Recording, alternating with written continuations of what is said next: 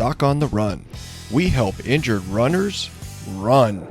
Should I get an MRI to tell me if it's okay to run now? Well, that's a great question, and that's what we're talking about today on the Doc on the Run podcast. Now, one of the questions I often get from runners is whether or not they can get a clear indication that the overtraining injury is healed enough that they can start running. This is most common with stress fractures and plantar plate injuries and things like Achilles tendonitis.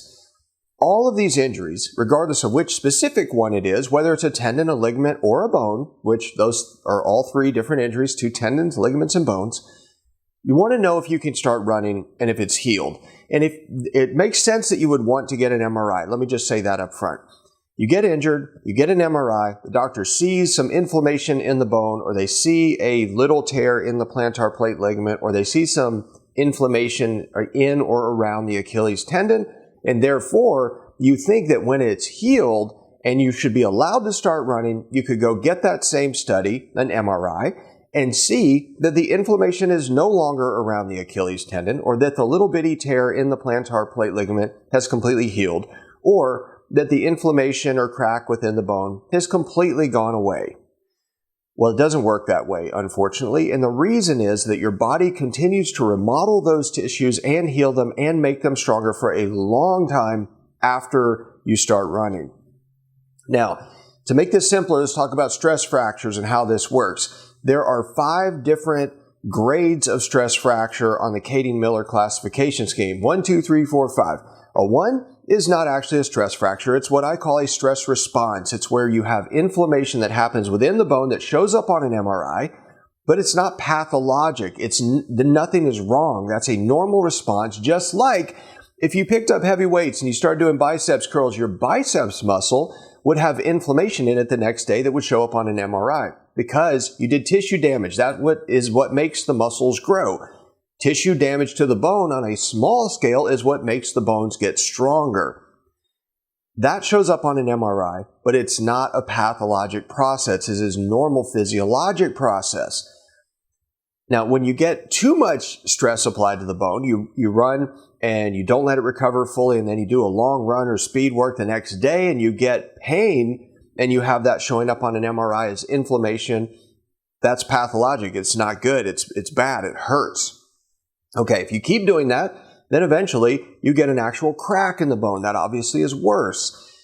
That's just the first 3 grades, but the very first one of those is not an actual problem. The reason I'm telling you that is that once you get a crack in the bone and you get some collagen stabilizing and bridging the 2 pieces of bone together, filling in that space where there's a crack, and then eventually you get calcification or hardening of the bone that can show up on an x-ray, it's stable enough for you to run on it.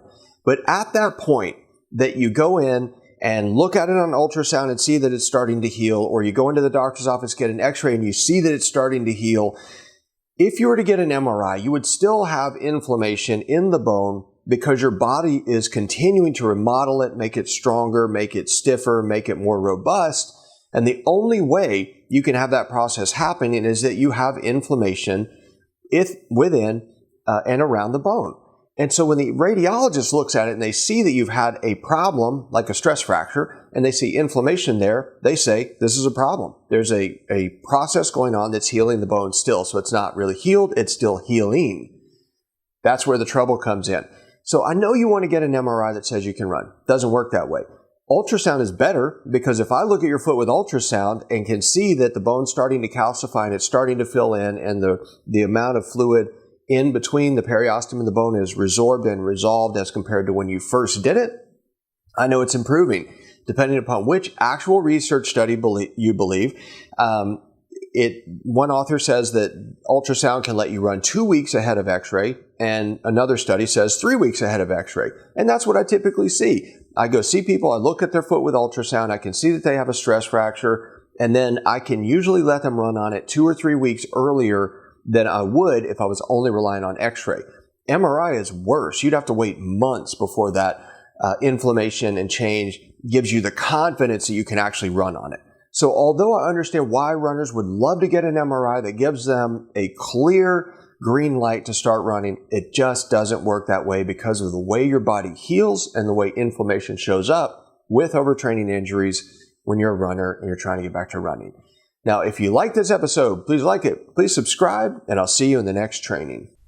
Doc on the Run. We help injured runners run.